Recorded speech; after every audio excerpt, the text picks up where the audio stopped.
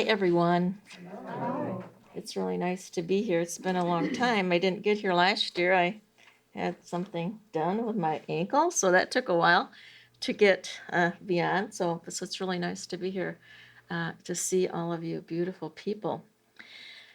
Thank you for your presentation on the inundation, and I'm going to share my part of it now, and some of it will actually overlay what you actually said too. Oops, sorry. The ancient Egyptians, they had 3 seasons. And the season, which starts, and actually started around the time that Sirius would shine its light upon the earth plane, was called Aket. And Aket is the time, it's the springtime. It's that time of inundation. The other 2 seasons, because they don't really have a winter season there, is the Peret, which would be the harvest time. Would be the time of the sowing, the growing, the time that our plants grow well. And the last one is called Shamu. And Shamu is then that time where we are actually harvesting and we are able to feast and enjoy the different products that were given to us. Egypt, up until 1970, would have an inundation. The Nile would be inundated yearly. And with that inundation came that fertilization of the banks. This fertilization came, they really didn't know exactly when it was going to be happening, because you never know, depending on what the weather pattern is, so you never know exactly when it might happen. So it could happen actually anytime between May and September.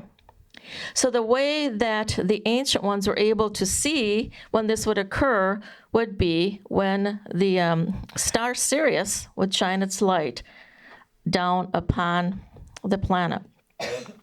So in the Egyptian temples, almost everyone has something where they can recognize Sirius, that Sirius is coming. Such, for instance, in the temple of Dendera, Isis and Hathor temple, there is a statue of Isis, and it's down a road area where there are many pillars, and at the end there's her statue. And the priests and the priestesses at the time, what they would do is they would put a gem in her forehead. There was a spot where they could put the gem. And when they saw that this gem was lighting up, it would light up the whole hallway, that's when they knew that it was springtime. Springtime was coming. But yet with that, not necessarily did the inundation come, because that, as I said, depended on the weather pattern. And the Nile River is formed from many, many tributaries. You know, if you look at the map, we always think of Upper Egypt and Lower Egypt. But when you look at the map, Lower Egypt is actually where the Mediterranean is at. That's where Lower Egypt is. And then you go on down, and then it's Upper Egypt, so it's actually, it looks like it's in the north, but it's not. It's just the opposite of what we think, because it's in the southern hemisphere. So these rivers, these tributaries, the main tributaries, they came from Lake Victoria, which is the largest river, the largest lake, actually, in Africa, and also Lake Albert. And that's also in the Uganda area. And so they come together.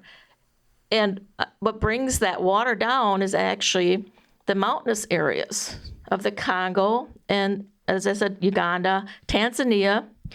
And so the mountains, when they're snow-covered, the snow starts melting. And it's like they start having what looks like monsoon rains, but they're not the rains. They're just the rivers flowing from the highest points, actually, in Africa. And those aren't the only tributaries, but those are the largest ones. And there are other rivers that also flow in to that, to what's then becomes the Nile. But before it actually becomes what's only called the Nile, there are two other rivers. There's the Blue Nile, and then there's the White Nile. And I always find that quite interesting because we talk about Upper and Lower Egypt. And so Upper Egypt, tributaries, the energies coming from the higher realms. And so the tributaries of light coming from the higher realms. The Blue River, I always associate with indigo, the indigo energies. And of course, how many of those children do we have now on the planet? And the white is the crystal energies. So I find that quite interesting how these two then merge together from the tributaries even higher up, and they blend together, and then they flow into the Nile, and the Nile has many, many different names. The Nile is sometimes it's called, actually they say it was formed by the tears of Isis. And so the story of Isis and Osiris can be very much associated with the inundation of the Nile. But I'm not going to go that direction tonight. But that's one of the stories that goes along with it. But the other thing, it's called the Celestial Nile, sometimes it's called. It's called the Sirius because it shines its light on it. It's also called, for instance, the Star of Isis, because Isis is so much associated with the Nile, again, because of the whole inundation. And I'm saying a little bit about this, but the thing is that the reason why Osiris and Isis are so much associated with the Nile River is because it is new beginning. It's rebirth. It's our springtime. It's when things start to come and blossom and bloom. And so they then are the representative of that part of the Nile River. So Isis herself is actually associated with the star Sirius. And Sothis and Isis, Sothis is actually the goddess on Sirius, and they intertwine those names. There are other different names that go with it, depending on whether it's Greek or so on. But there are many, many references to Isis and the star. The star Sirius, which shines down and is the indicator that spring is coming, is quite interesting also because it's part of the planet. The Sirius is part of the Dracos planet, and also Orion. So it's Orion and Dracos, but Canis Major, Dracos Canis Major, and it's a blue star. So they associate with a dog, actually, which is sort of interesting, and it's considered to be the bridge between heaven and earth, if you go back far enough into the thinking, and the time of the pharaohs. Because in the ancient times, there was a much different meaning. Yes, the Nile is totally important on the outer surfaces for the people because it fed the lands. It brought down that soil, that rich soil, for those banks to be overflown, and then they can do their planting. Well, since 1970, that's not occurring anymore. So now what they have to do on the outers, they really have to fertilize their lands now, just like we fertilize our lands here, so that we can grow our planets. So nowadays we have to search a little bit more for that spiritual connection that they had, because it was automatic. And they prayed to, as Claudia said, to Hapi. Hapi, he's the god that sits underneath the river banks and the soil of the river and the abyss of the river.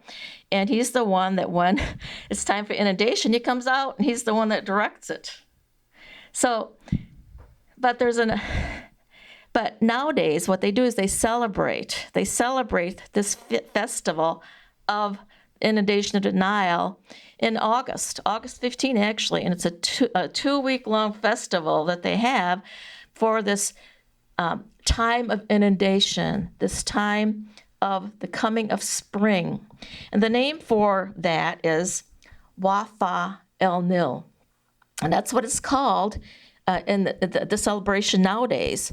Also during that time, the Coptics celebrate. The celebrate that same time frame for those 2 weeks. And the name of that particular festival is Esba El Shahid. And what that actually means is the martyr's finger. Because what the Coptic church does is they'll take a relic, a piece of relic of one of the martyrs, and they toss it into the river as a gift, actually, to the river. And the belief is that relics are actually ones that have the energy to bring forth certain energy vibrations. For instance, in the Coptic churches, there in their altars, and as there are in the Catholic churches in their altars, there are relics stored, relics of the martyrs. And so what you can do is you can go to those churches, and when you're praying to these bones of the martyrs. So this is the way that they connect with this energy, but they know that water is so important. What is water? When we drink it, water is for us to sustain life, right? Water cleanses us. Water cleanses our emotions. You know, you go into the river or to the water, into the streams, and the water will cleanse those emotions. Flowing with the river, you know, you want to have an easier life. That expression, flow with the river and understand. Because as you flow with the river, you start to recognize and are able to start tuning in to what there is beyond what looks like the physical. Now, moving further back into the ancient days, that festival is actually called Akhet. And Akhet, as I mentioned before, means springtime. It means the inundation. And Akhet, she was actually the one of the consorts of Khnum Ra. And Khnum, he was the god of the Elephantine Island. I don't know how many of you were at Elephantine Island when you visited Egypt, but he's the god that is at the first cataract of the Nile. And the cataracts of the Nile, those are measured by the millimeters, and they could tell by how high up the water was at that first the millimeters would register how high up the water was at that first cataract, and then they could tell how much water was actually, or what kind of a flooding there was going to be, so that this fertilization could take place.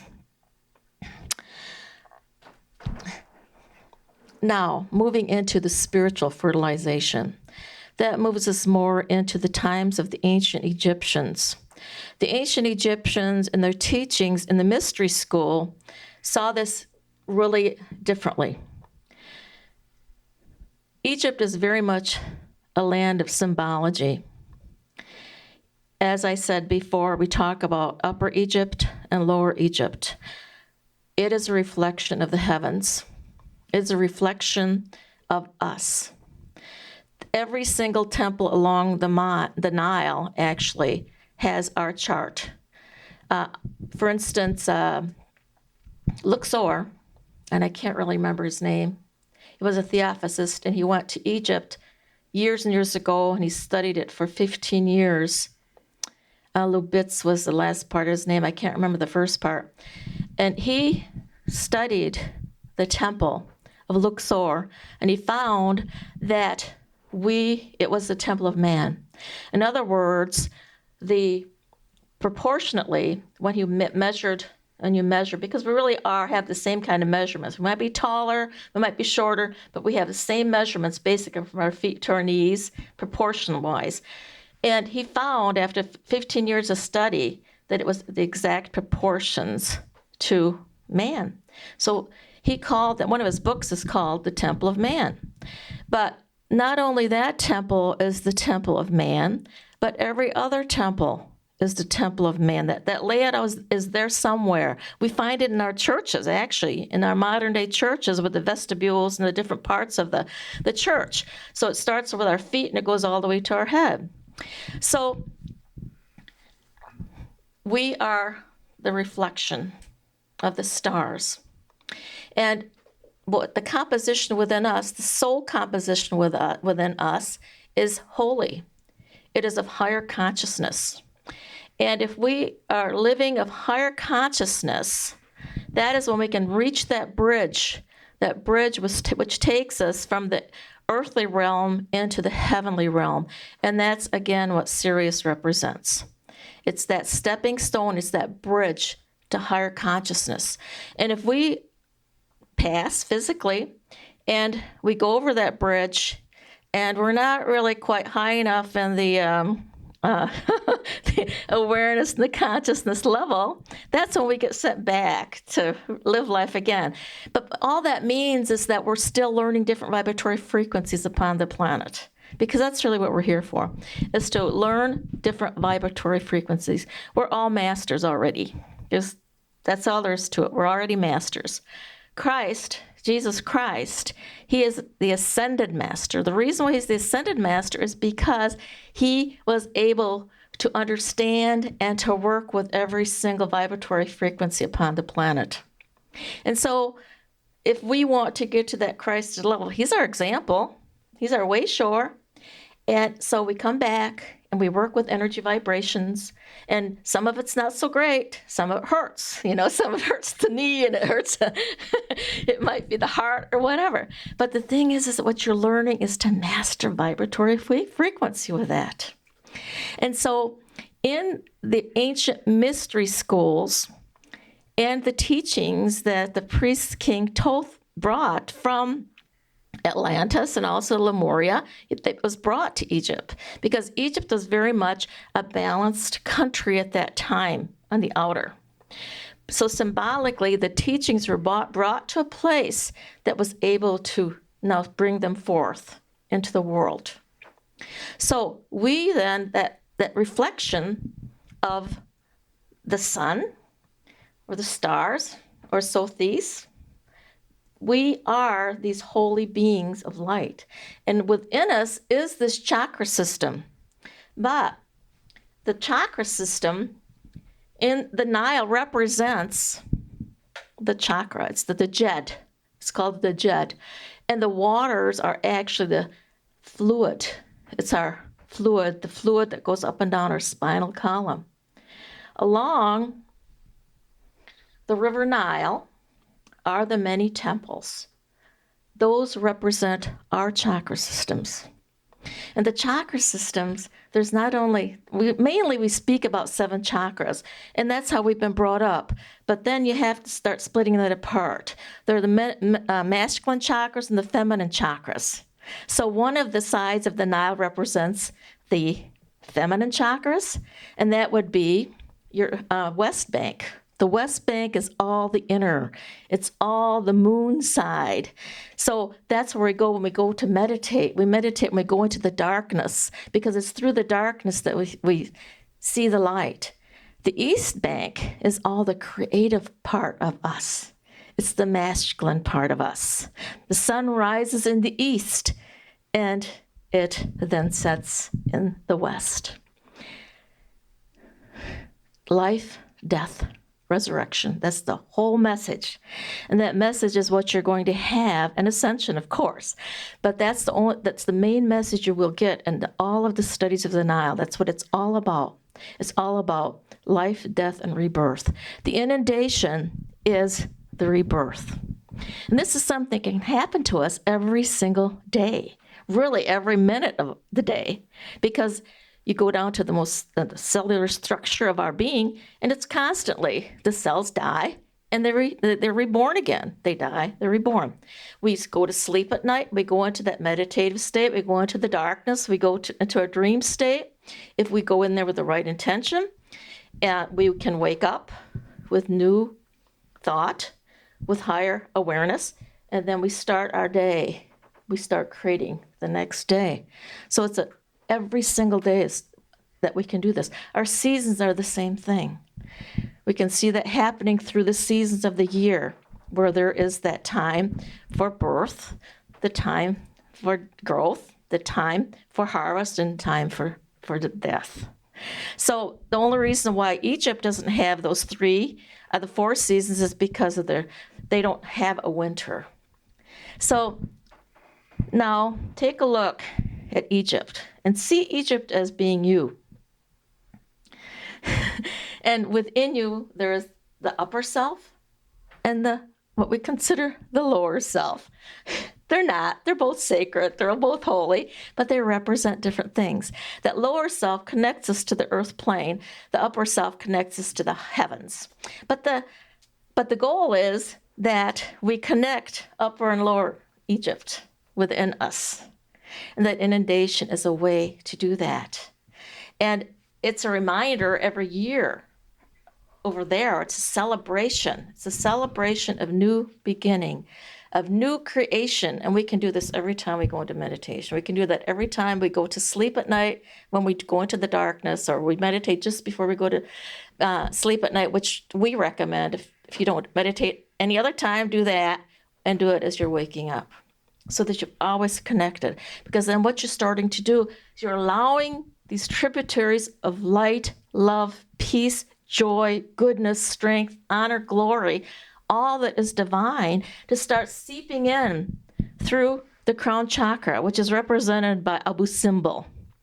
And interestingly enough, Abu Simbel is in Nubia, so it really moves out of Egypt, or at least it did in the ancient times. So interesting enough, yes, so here we are, it's the body of man, but Abu Simbel reaches into higher consciousness, into higher levels of awareness. And so allow those energies to start flowing in from the higher realms. And as they come in, they start washing over your chakras. Inundation, the outer inundation is taking care of the outer temples. The inner inundation is taking care of the inner chakras. We are in itself, of course, a pyramid of light, but we also within us have these chakras. And we don't just have 7 chakras, we have 7 masculine, 7 feminine, and then we have the secondary chakras. So, then it goes up to 12 chakras, and really 24, because there's the masculine, feminine aspect of that.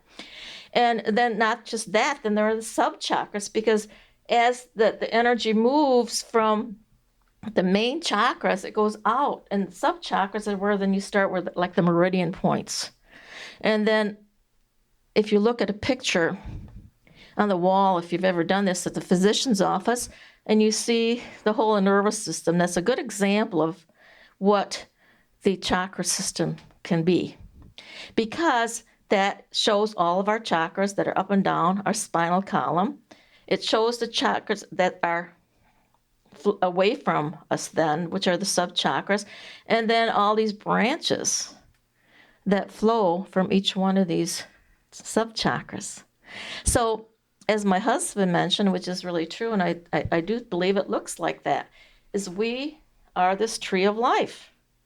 If you stop and look at all that, the energy that's going downward. So when we're receiving this energy from the higher realms, it's actually like an upside down tree of life. It's coming in and it spreads out. But as we start opening our chakras, and we start pushing through what we call the lower chakras, which are I'm going to say in a sense, well, I say they're the more challenging, but they don't necessarily have to be. But how much are we stuck in our solar plexus area sometimes, or in the abdominal chakra area, or the base chakra? And the people I work with, boy, there's so many that, because they focused on being spiritual, they're like this. And we allow these energies to come in, but then we stop. And for some reason, we're not bringing them down. Many, many people that are in this field of study, and it's because we've been told that we're not so great. So we look at what's up here, but we don't really want to take a look at what's down here. But these are our lessons. This is the part of us that is our lessons. That's how we grow. That's how we become. So the important thing is when this inundation occurs, this spiritual fertilization starts occurring, to start allowing yourself to open up and see it going through all of the energy centers. And then going down not only to the base chakra, but then down to your knee chakras and your ankle chakras, your feet chakras, and then allowing that energy to move all the way down and anchoring itself into the center of the planet. And then, Mother Earth, she loves us. She loves us dearly. So what does she want to do? The Divine Mother, the sacred planet, Gaia, is so thankful that you're sharing this gift with her, these gifts of light with her, that she then will give her energies to you and allow those energies to start moving through the bottoms of your feet, the energy of the sacredness of planet Earth, and it brings it up and it fans out also. So this tree, this upside down tree comes down and we're bringing it now up, and this tree of life coming from our grounding to the planet goes on up, and there are now two trees of life interfolded with one another. And that's when you start to live heaven on earth.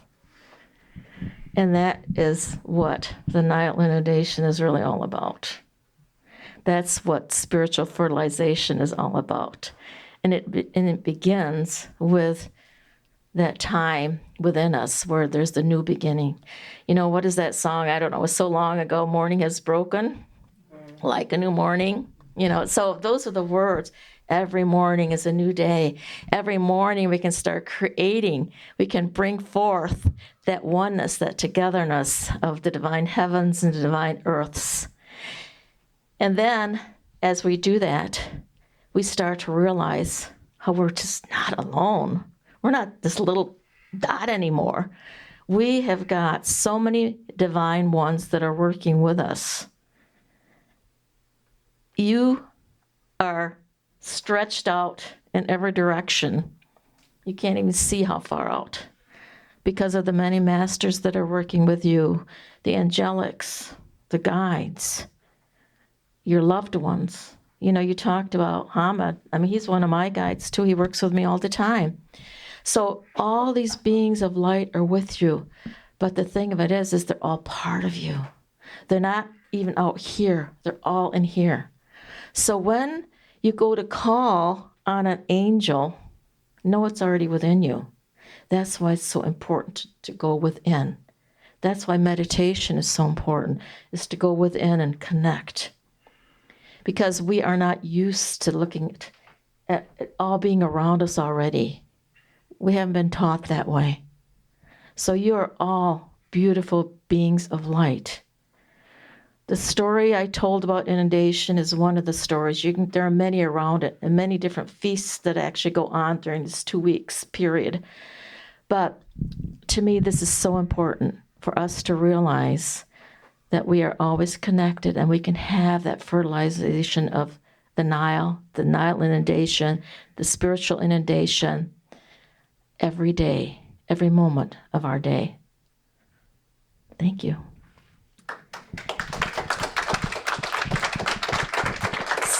So now I'm going to go ahead and I am going to take you through meditation. Okay?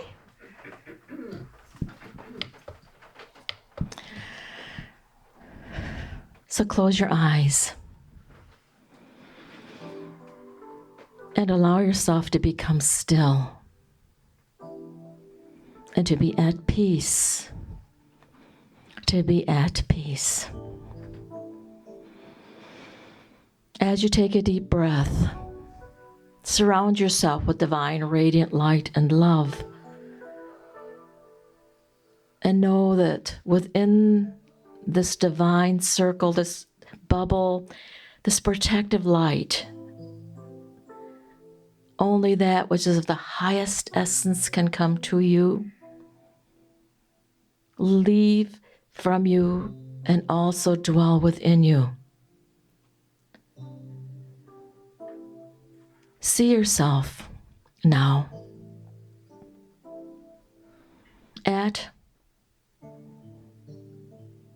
the higher realms of the Nile, Upper Egypt,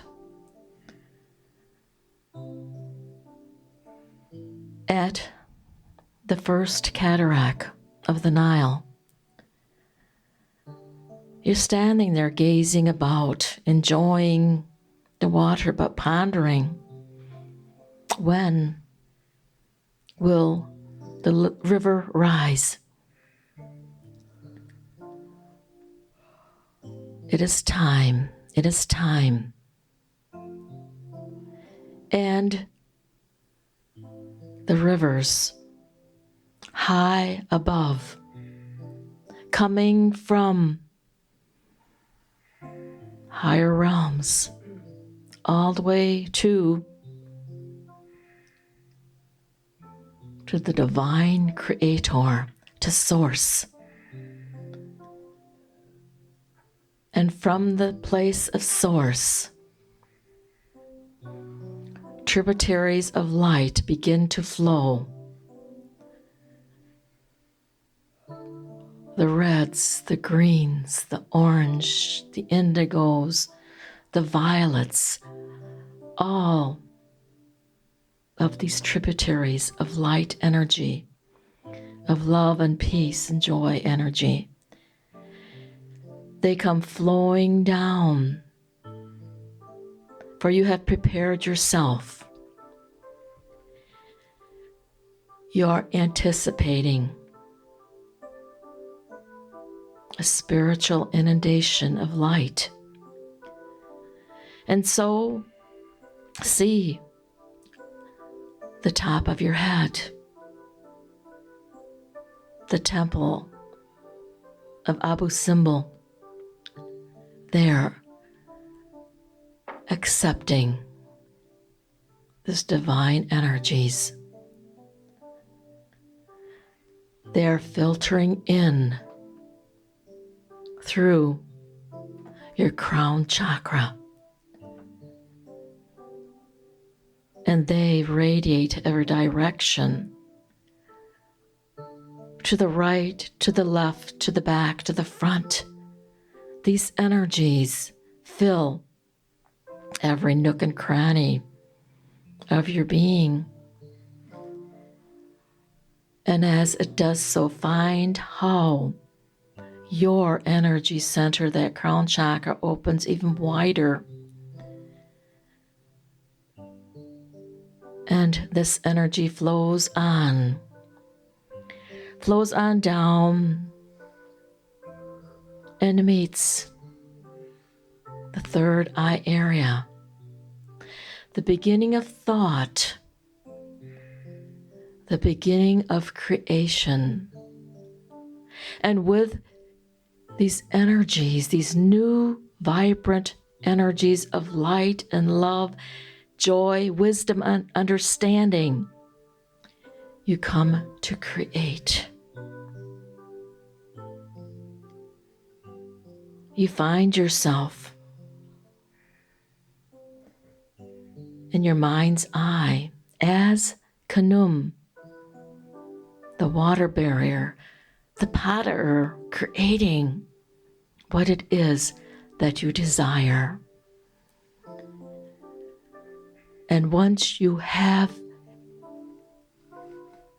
this intention of creation, the energies flow on further down. They flow on down, and then they fill the temple of love, touching your heart center.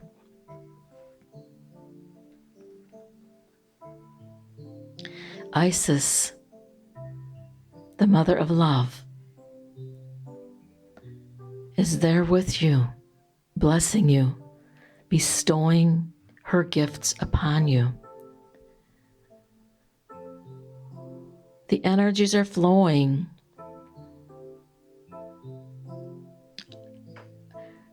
on the east side of your chakra system, touching the many temples along the way.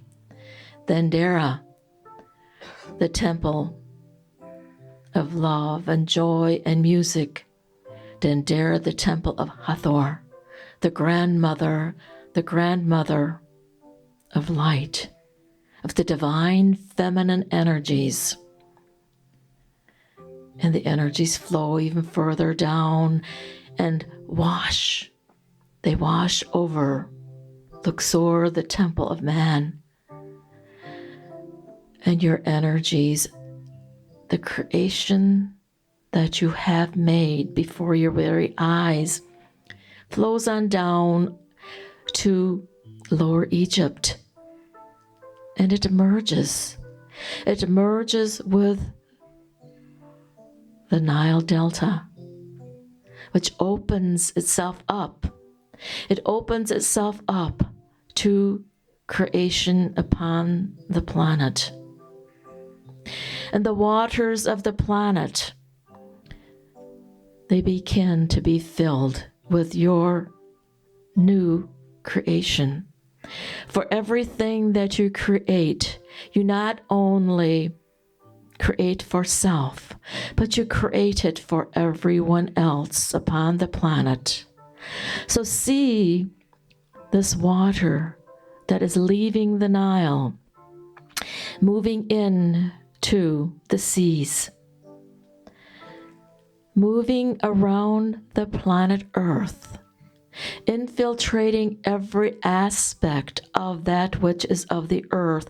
And in this manner, you create, you ground the energies so that which you have chosen to create can manifest before your eyes. And it is a gift to the planet. And as these waters surround the planet Earth, they return back to the Nile and take you into that space, the moon side of the Nile, the introspection. And the waters, they flow over the pyramids of initiation, Giza, Saqqara, and the many temples, until they move on, moving now upward, in thought, in the darkness, collecting, recognizing the higher essences of who it is that you are, until again it reaches the upper part of the Nile. And there it waits. It waits until the inundation occurs again. You are the creator. You are the receptor of the higher energies, the energies of heaven. You are the creator. You keep your feet on the ground, sharing those gifts that you received in the darkness, coming to know that there is more and more. And as you continue this journey, see your divine essence as it spirals ever upward. Each time, gaining more wisdom, gaining more understanding, connecting with the highest, sharing with the planet. And each time this occurs, this circle becomes wider and wider and wider and wider. And within you, remembrance occurs of who it is that you truly are. You become the fully realized self, the Sahu, the fully realized self. For you are divine. You are divine essence. And you share this essence with our Divine Mother Gaia. Heaven and earth have joined together within you. The infinity signs circles you for you're in perfect balance of the divine heavens and the sacred earth.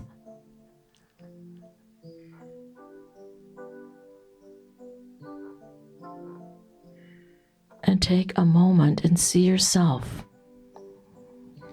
having all of yourself together, being that divine one, walking the steps as that divine one. You can move mountains. You can control rivers. You can touch other souls, allowing them to recognize and remember who it is they too are. You're a divine light living on Mother Earth, on Gaia. And with the assistance that you are giving the planet, you not only are uplifted in awareness and consciousness, but so is everyone upon the planet. And oh, how beautiful it is to feel these energies of your creation.